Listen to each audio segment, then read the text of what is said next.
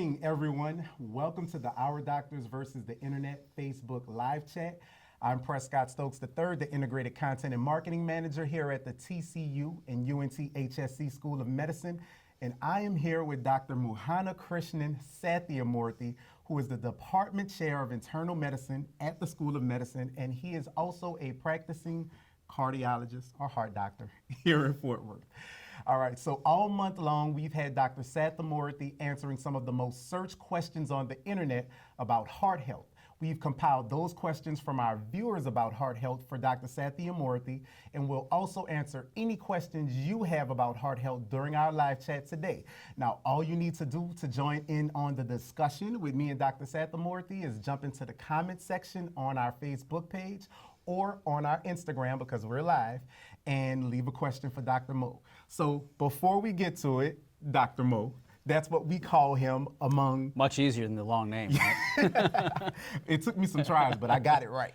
So tell me a little bit about your educational background and your specialty. Well, Preston, first of all, thanks for welcoming me to the studio. This is going to be a lot of fun this afternoon, and I'm really looking forward to chatting with everyone. My educational career and my goal always from childhood was to go into medicine, but I took a slightly different pathway. I studied engineering as an undergraduate and graduate student, and then went to medical school, and then went back into research during a fellowship at the National Institutes of Health, and then went into my training years with a firm commitment to becoming a physician scientist.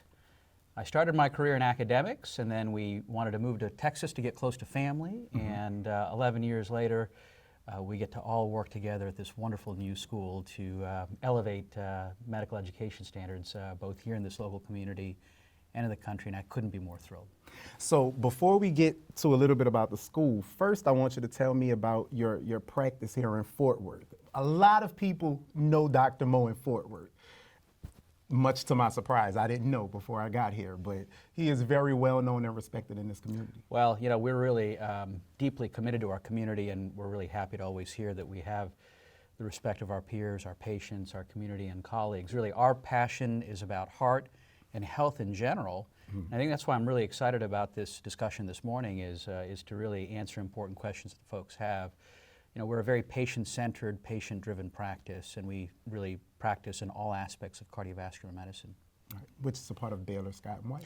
Yeah, I have a private office-based practice, but all of my hospital-dedicated work takes place at Baylor All Saints Medical Center, part of the Baylor Scott and White Health System. All right. So tell us a little bit about the School of Medicine. So you're one of our department chairs, which is a very big role here at the School of Medicine. So what is your role at the School of Medicine, and what do you envision for our students and future medical students? Well, I want to start, first of all, by just recognizing all of the wonderful people that are a part of this incredible school. It's a real amazing culture that the dean has brought, and all of the participants that have helped elevate this program have built together over time, and I'm honored to be a part of this team. My role as a department chair is to help organize and found the Department of Internal Medicine in the School of Medicine. And so internal medicine is a broad field that covers general internal medicine, but all of the other specialties, all of the ologies, if you will, like cardiology, hematology, oncology, pulmonology, rheumatology. And so we're recruiting the very best clinician educators to help serve our students. I would say unequivocally that our mission and goal in this entire process is to focus on excellence in student education and scholarship. And I've seen nothing but that exemplified through all the effort of the faculty, all of our colleagues and staff. Okay. And our students, what do you think of our students so far? Absolutely amazing individuals, compassionate, empathetic scholars, as we like to call our students and future graduates. Deeply committed to learning, deeply committed to science, but demonstrating amazing capability to listen and to learn. And we're just so excited that we get to work with such an incredibly talented group of students. Great. So now that we know a little bit about Dr. Mo, a little bit about his role at the school, let's get to our questions about heart health. So our very first question comes from Instagram from Natty the Bar. Natty the Bar always leaves a question. Seriously, so we appreciate you, Natty the Bar. So the very first question is, what are your thoughts on the keto diet? Well, for all of our viewers who probably aren't as familiar with various different nutritional concepts, the keto diet refers to a diet where you really significantly reduce your daily carbohydrate load. So the average American may consume between 200 and 400 milligrams of carbohydrates a day, grams of carbohydrates a day. In the case of a keto diet, that's really cut to below 50. So you're really decreasing carbohydrate consumption on a daily basis. So it's a pretty big shift in terms of what we're probably used to. Right.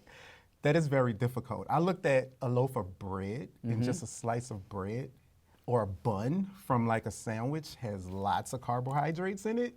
So I'm just wondering, what are your thoughts on just minimizing carbs, especially when we all think of, well, I can just eat a sandwich, right? I can eat a turkey sandwich, a light sandwich. I think the way we discuss this with our patients and in the community is always moderation is best. I think any type of nutritional commitment really involves understanding what sources of good nutrition are, what are the best forms of nutrition for any of those specific food groups, whether it's proteins, whether it's saturated fats, whether it's carbohydrates, and we'll certainly touch on this a bit more this morning in subsequent questions. But the key thing is, I think, moderation. Moderation. Okay. So I hope that helps Natty the Bar. And Natty also had a secondary question that went along with the keto. So there are different variations of keto diets. There's a standard, there's a cyclical keto diet, there's a targeted keto diet, there's high protein keto diet. Is there any, does it depend on the person, or is there one that just works better for most? Well, I think it's like medicine and clinical medicine, one size simply doesn't fit all. And so every individual has to figure out what works best with their metabolism, what they're able to tolerate. A couple of things about these various concepts. Number one, just so that our viewers understand the difference, a cyclical keto diet is one where you consume a typical strict keto diet, let's say over the course of a work week, 5 days to 6 days in a row. And then you have a carbohydrate day. Now, the neat thing about the cyclical diet related to the keto system is that on that day where you consume more carbohydrates, most of these diets that are well thought of and discussed in the nutritional community will involve complex carbohydrates. So these are wonderful sources of carbohydrates that I'd encourage anyone to consider in their daily diet. Things like quinoa, sweet potatoes. You start thinking about complex plant-based carbohydrates. This is what that concept favors, and really moving you away from simple sugars, kind of the poor nutritional value carbohydrates. The junk food carbohydrates, if you will. So I feel like when you were explaining that and you said like on the last day, is that kind of like what people refer to as like a cheat day? It's kind of like a cheat day, or like the refeed, get your glucose glycogen stores back up. And then this can actually help athletes, and I've seen a lot of athletes use this over the years, where you have that extra day of complex carbohydrate loading to help with subsequent training. Now, these other ones that you mentioned are slight variations on this, probably not as important to go into those details. But I want to take this opportunity to talk about diet versus nutrition, and this is really what I'd love our viewers to hear about from me personally as a heart specialist. What I really believe is beneficial to all of us as patients is, and as people, is a moderate diet that helps really properly balance nutritional concepts, and to avoid extremes on one end or the other, because this really comes down to sustainability. Are you able to do something and commit to a concept over a long period of time that, number one, brings you joy and satisfaction with related to food, which is a very important part of our life. I mean, we celebrate food, but my feeling is that we learn more about nutrition and what a high-value nutritional concept could be, become knowledgeable about that, implement it, but then bring in all the other lifestyle pieces that are critical, which is daily programmed exercise. The American Heart Association recommends 150 minutes of moderate intensity exercise a week, so about 30 to 40 minutes a day, basically, at least through the work week. Walking as much as possible, laughing as much as possible. Did you know how important laughing is? Does that count, my 150 minutes? I think laughing is an unbelievably important part of experiencing a high quality of life. You know, the ability to enjoy those moments. social friendships, social connections, whether it's through these very advanced media concepts or just face-to-face. You know, before we came on air, we were talking about a little football. Right. Because we're going to Thanksgiving holiday, and just, I got the sense that's just something that you and I really would enjoy speaking about, and that brings happiness. It brings a sense of satisfaction when you get to interact with friends and colleagues. So really, my recommendation on all these concepts is to kind of put the diet aside and recognize that diets can help us achieve a specific endpoint. But what I want our viewers to really think about is a long-term commitment to health and wellness that brings into bear your mental health and well-being, your physical health and well-being, your nutritional health and well-being. And I think if you incorporate all those things over time with perhaps some of these adjunct, targeted pieces, it may work. But my concern about diets is they're typically not sustainable. And in some cases, particularly if you have cardiovascular disease, I would steer you away from these types of diets. Yeah. Okay, so laugh more. Laugh Nice. more, exactly. That's my takeaway. I'm including that in my 150 minutes. There you Dr. go. Mohan. There you go. Okay. All right. So let's get to our next question that we got throughout the month. So this is from Dr. Benjamin TKD on Instagram. Thanks for your question, Dr. Benjamin. So the question is actually, what are some ways you can lower your blood pressure naturally? Well, I couldn't think of a better way to pick up on what we just talked about, which is lifestyle, right? So we start managing our stress, very important. Stress stimulates the sympathetic central nervous system, and that can lead to clamping down of your vasculature and elevating blood pressure. Okay. So it's very important that we learn how to manage stress. Let's be careful about our nutrition and nutritional concepts. Let's move more towards bringing in as many healthy adjuncts in our nutritional plan as possible. Lots of fresh fruits, vegetables, complex carbohydrates, good sources of protein, good sources of saturated fat, et cetera, and find a good balance there. Sleep. Sleep is very important. Sleep. A lack of good sleep habits and hygiene really has a big impact on blood pressure. In fact, there's a concept and there's a condition called sleep apnea where folks, let's say they spend a lot of time snoring at night. They have spells where they're apneic, where they stop breathing for a moment or two. And what that does over time is it really stimulates the central nervous system, and it leads to very elevated blood pressures, and that can have major consequences on health moving forward. So finding good sleep habits is important. If you have concepts such as sleep apnea, please look into it, treat it, investigate it, treat it, et cetera. And then finally, just live life in moderation. And if we live life in moderation, I really think a lot of these important concepts, especially something like clinical hypertension, can be solved. So you can experience the good foods, all of these things in moderation. Correct. But I just find that really interesting that sleep, hygiene, and just stress, like focusing on happiness can actually improve your heart health. Absolutely. It can help your heart health, it can help your blood pressure. You know, I'm so glad that we're leading off with blood pressure with a cardiologist, because this is the #1 determinant of many endpoints of cardiovascular disease. So getting after this early is critically important, following it, tracking it, knowing your numbers, as they say with the American Heart Association, is very important. Okay. So let's go to, we have a couple additional questions, and some of these are kind of wrapped together that we got throughout the month. So the first is, what is the link between smoking and heart disease? And then the question that followed that is, what are the risks for coronary artery disease, and what should I do if I have risk factors? Are those like one and the same, or is it two separate things? They're one and the same and separate in a sense. So let's go through that. Great questions from our viewers. Okay. Number one of the most important questions we ask in clinical cardiac medicine to our patients is, have you ever smoked cigarettes? Do you smoke cigarettes? And the reason why we ask this is that cigarettes have a definitive scientific link to causing endothelial damage. The endothelium is the innermost layer of your vasculature all throughout the body, the entire body.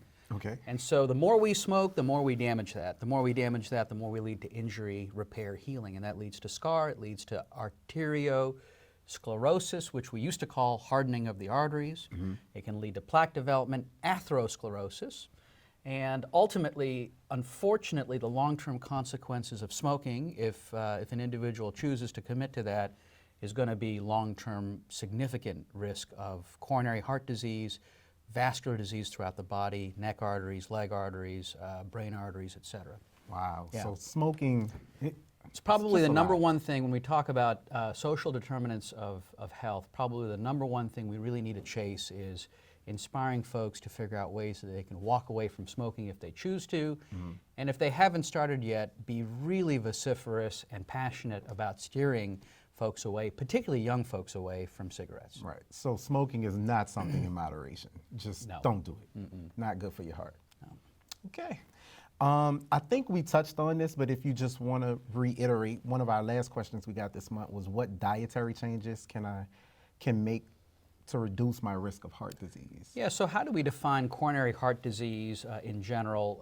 What are the risk factors? Things like diabetes. We actually call diabetes a coronary heart disease risk equivalent. So if you're a listener or viewer and you have diabetes, I'd encourage you to talk to your physician about early assessment of other traditional risk factors for coronary heart disease and get going with a programmed evaluation. Things like high blood pressure, which we talked about, smoking cigarettes. Another very important one, gang, is family history. So, know your family's history, Prescott. Which is, so that is difficult. So I actually went to my primary care here in Fort Worth recently, within the last couple weeks, and they asked me about my family history, but some of it I was not really clear on. Like, yes, I know about my mom, my dad, my grandmother, grandfather, but if I start to go like to aunts, uncles, I'm not sure if they have something that may actually be linked to me as well. So when you give your history to your physician, how much of it do you really need to know? Yeah, that's a great question. I mean, probably building a large family tree is not necessary.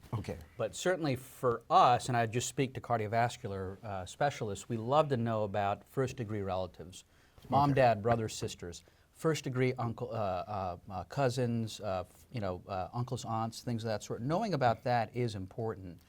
Because that gives us a general feeling about what your underlying multifactorial genetic risk might be to cardiovascular disease, whatever it might be, whether it's rhythm disturbances, heart failure, coronary heart disease, you name it.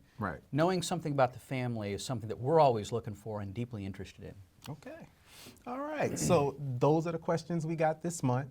And so now we're going to take some live questions, Dr. Mo, because people have been commenting while we've been chatting away, giving out some good information. So our first question, this actually comes from Safer Care Texas, one of our partners here. Thanks for joining in on a conversation on Instagram. So how can you reverse heart disease naturally? Oh my heavens. You can reverse it naturally? This is new to me. You absolutely can. So when we talk about heart disease, I think what our viewer is asking is coronary heart disease, coronary disease. Can we somehow regress that? And there is data, and some of this is published in the clinical literature, that if you can go to a plant-based diet and you have coronary heart disease, significant plaque formation, et cetera, that by going to a plant-based diet, we're able to demonstrate that you can actually regress that disease. What are some other ways that we can regress it? So that's a nutritional concept. It's fairly extreme, but I just wanted to share that with the viewers. Really seriously controlling all those risk factors. So controlling high blood pressure, getting after diabetes, controlling cholesterol is critically important. So Cholesterol. If you have coronary heart disease, getting after the cholesterol through dietary modification, through exercise, and of course adjunct medical therapy with pharmacologic agents like statins, for instance. Whatever it might be, certainly we have ample evidence in the literature and in clinical practice that those steps can definitely help regress plaque, can stabilize plaque, et cetera. So there is opportunity, even if you have it. All right, so that's good information to know. You can naturally reverse heart disease.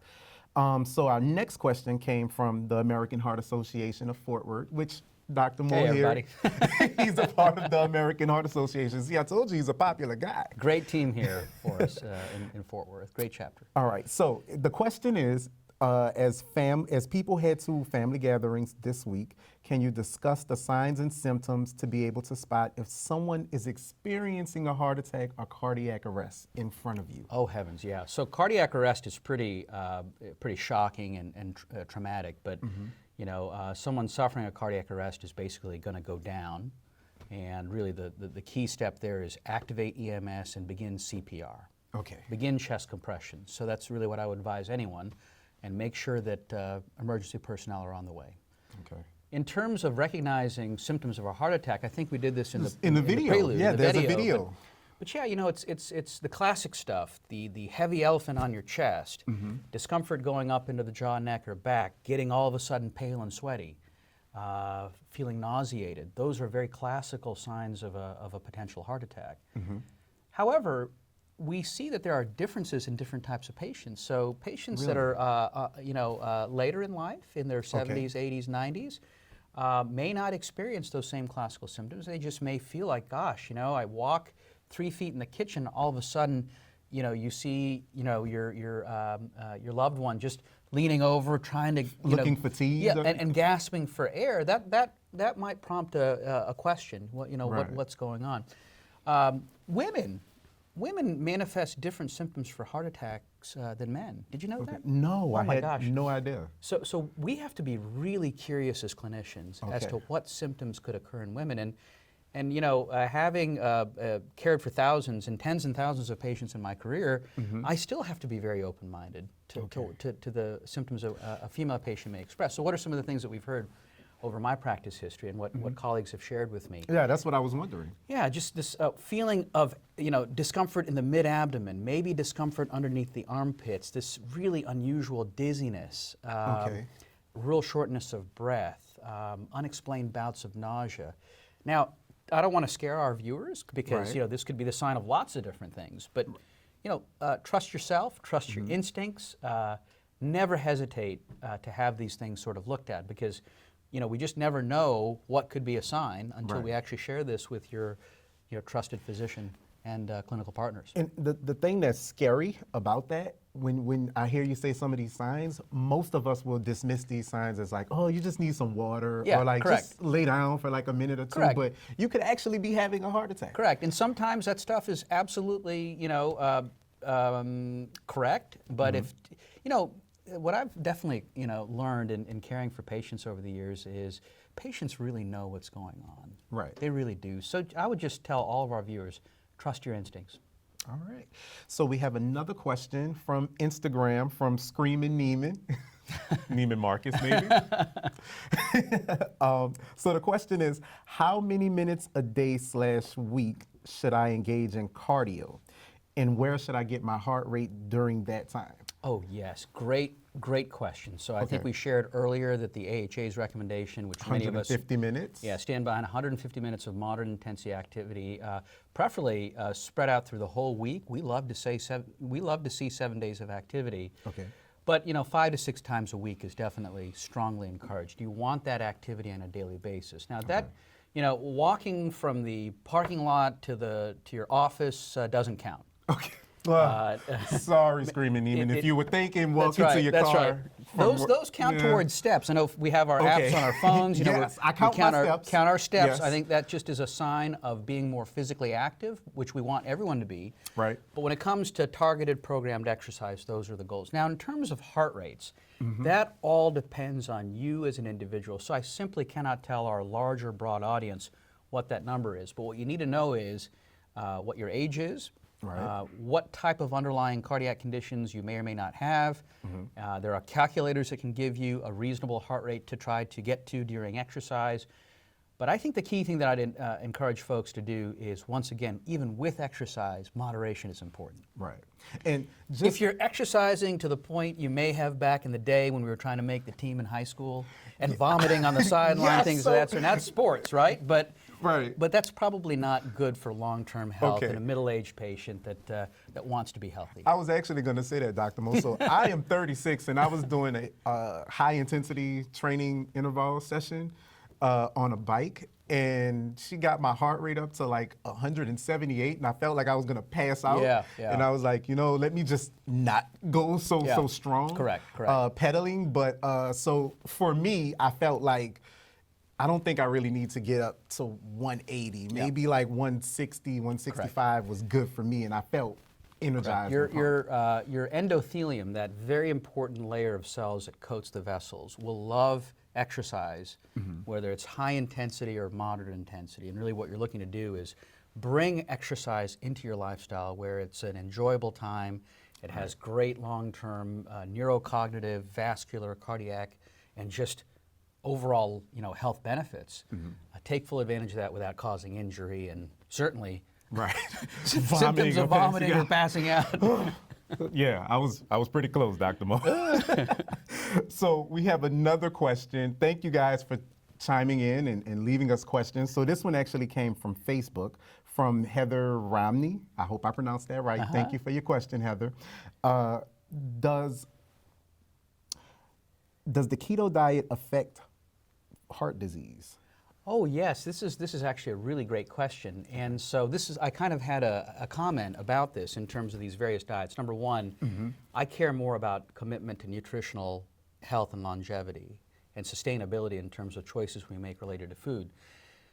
It turns out because keto diets, depending on the intensity of the diet, can favor so much saturated fat intake. We've actually monitored some patients in our practice over the years that have gone to this diet under our supervised care. Now these are younger folks without any known cardiac disease endpoints, certainly coronary heart disease, plaque in their arteries, et cetera, strong heart muscle, et cetera, and have actually seen these saturated fat levels and total cholesterol levels rise significantly on various diets. Now, that being said, for short periods of time in an otherwise healthy individual, I simply can't give you a scientific or clinical basis to say that could cause long-term consequences of risk. However, if you're a coronary heart disease patient in whom we just delivered a stent overnight, in one of our hospitals, in whom we're really targeting very specific LDL levels, total cholesterol levels, I simply can't ask those folks to consider these types of concepts because I think harm could be created in those types of patients. Wow. Yeah.